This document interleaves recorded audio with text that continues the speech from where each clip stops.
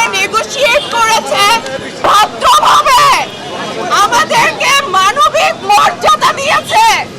নাগরিক হিসেবে আমাদের সাথে কিভাবে কথা বলতে হয় সেটা করেছেন, চেষ্টা করছেন। এটা একটা ভালো দিক। আমরা এরকম আরো অনেক ভালো দেখতে চাই। Thank you very much. সবাই এখন এই রাস্তা ছেড়ে দিবেন এবং চলে যাবেন। আমরা মূলত সকল মানুষের সঙ্গে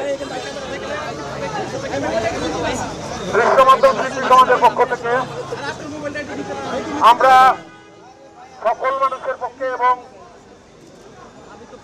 আমাদের দেশে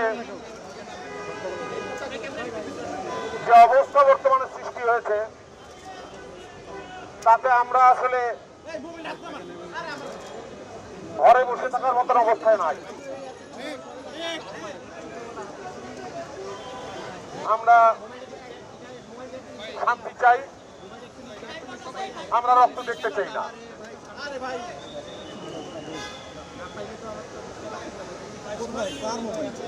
আমরা সকল নির্যাতন, গোলাগুলি, হত্যা, রক্ত এগুলো দেখতে চাই না।